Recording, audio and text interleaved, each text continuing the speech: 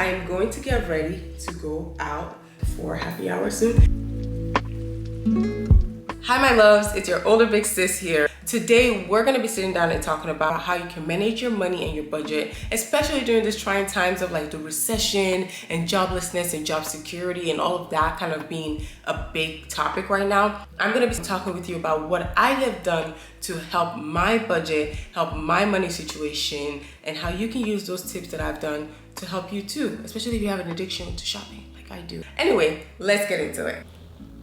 1 second. By the way, if you see me looking off, I'm looking at this on my notes and all the gadgets all over the place. So just bear with me. The content is the same. Anyway, so with the current state of job loss and like financial insecurity right now, it's so important to budget. So I am not by any means, I'm not an expert in finance. You all should know this by now. But here are some of the things that helped me to be able to pay myself first. It's important more than ever to have some kind of budget moving forward, so you're never in a place where you're stuck or you don't know what to do or you just don't have any financial means to get anything done. This is a judgment-free zone. First thing I want you to do is track where your money is going. Track it. Where does your money go to in the first place? Are you spending most of your money on rent and utilities? Is the money going towards your shopping the most? Do you not even have rent and utilities to pay? Do you live at home and maybe you're able to save on those costs? Where is your money? What is going in and what is going out? What that's gonna do is create a baseline for our budget, our future budget. We're trying to just take accountability of all the things that we do. This is a judgment-free zone. So I'm not even gonna say anything. All I want you to do right now is go and write down what you spend most of your money on. So if you spend a lot of money on shopping, like I do, whatever you spend money on, rent, utilities, shopping, what your habits are, because we're not gonna even judge ourselves, not yet. We are actually just wanting to see what is out there in the first place. What we're doing in the first place that we can even change in the future. That's what we're trying to see. And I'm just kind of laying out my makeup right now. I'll be meeting up with coworkers for happy hour today. So the theme is happy hour with coworkers. And I'm just gonna do a light makeup, natural, soft day glam is a look. So I always start out with my setting spray. I have this one. I actually use two typically. The Light Velvet by Makeup Forever. So I am loving, absolutely loving. I should have invested in this forever ago.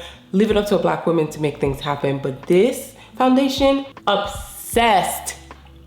It's a little bit liquidy and I messed up a couple of shirts actually doing this. So be careful. Truly like liquid.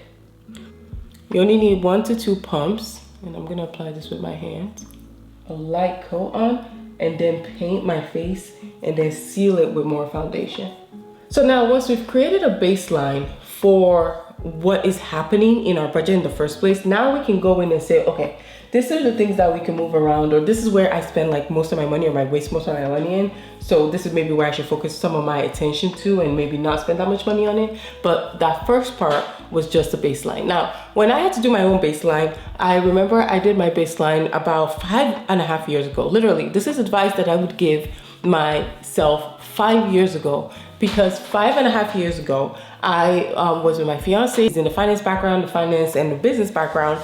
And he was the one that was like, what does your budget look like? What money is coming in, what's coming out? I didn't have a credit card.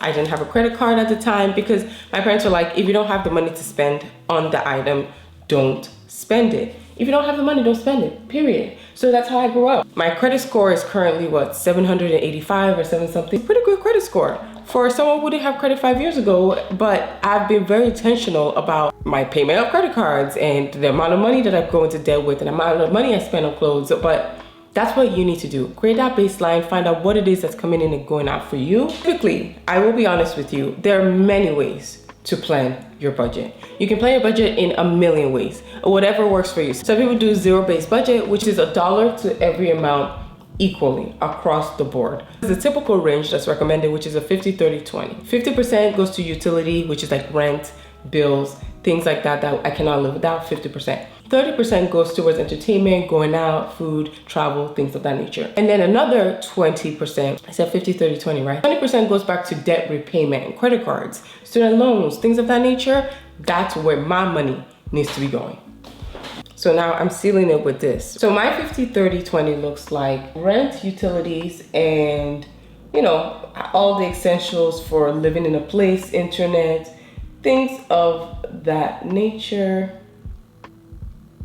I have to focus a little bit. My 50-30-20 looks like rent, of course.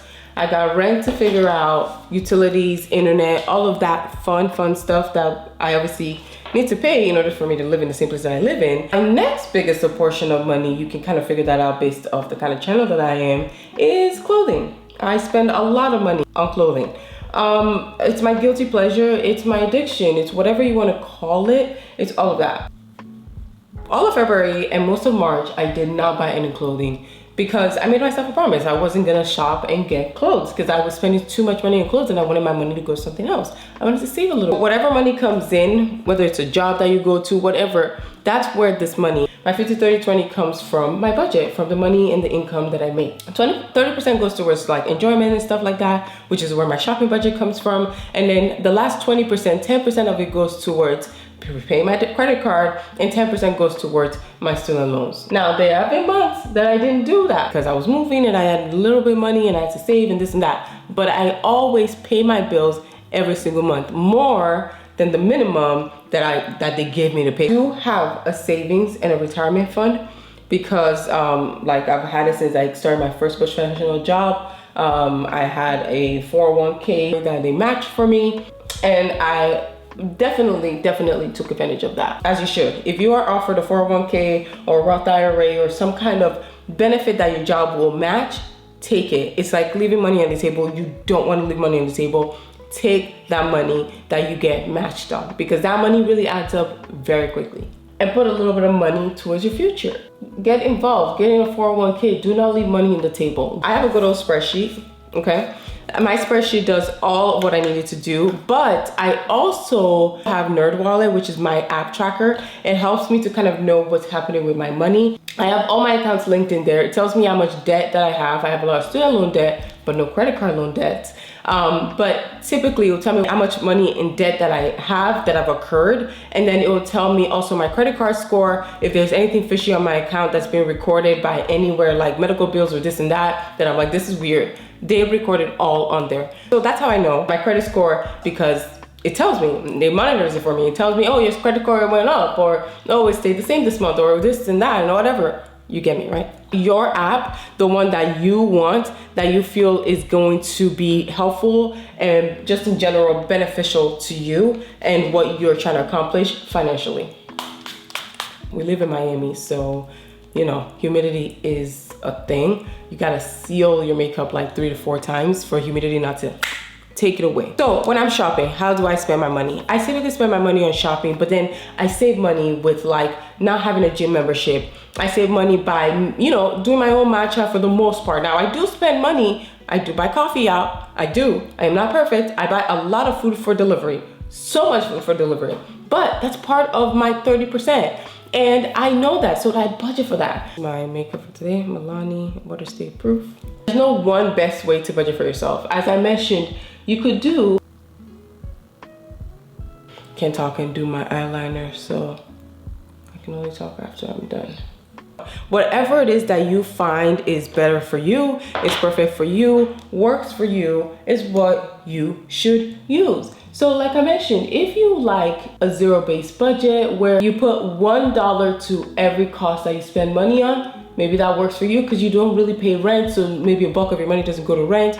That's great. Do that for you. I love that for you. If you are like me, you could do a 50-30-20 because, you know, I do have rent and a lot of my money, half of it, goes towards my rent and my utilities. So 50-30-20 works for me. You have to figure out what works for you, but as long as you have some money you're saving, some money you're putting down towards your future, some money that you are paying your debt back, and obviously you have somewhere to live that's satisfiable for your standards of living, that's really all you need a budget for. Literally, it's just so you're not overwhelmed by cost. That's literally it. Almost done here because as you can see, I am almost done. I just have to, I'm leaving my powder for last, but I am going to do this. I'm going to use this to kind of smooth this in.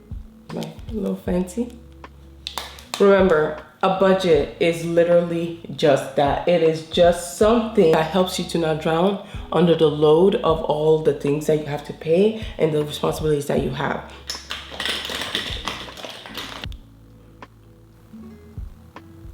You have to find what is best for you. It should not be overwhelming. I know it can seem like it at first, especially when you don't want to be honest with yourself. I went through that problem myself. I was like, I don't know what to do, and I don't kind of want to know what to do, but I kind of do. And my fiance was like, listen, I don't want to hear it. Let's sit down. Let's sit down. Let's look at this Excel sheet. We'll never know till we try. So we tried. Like, my life has gotten so much better with a budget. In fact, it's so great now that I actually don't have to think about how much money I put towards something over the other, because I know that I'm with my budget. Let me just do one more stroke with this. A budget that will not break your back. So my camera was overheating and I had to like give it a moment because it was having unfit. Remember, a budget is literally just a tool to get you to a better place. You can manage your money and not be stressed, not be so worried in general.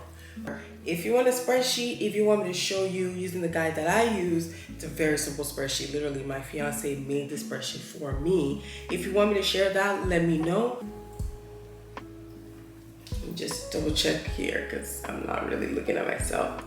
I love this look, wispy hairs and everything. I'm going to get ready to go for happy hour soon. The next time, bye my loves.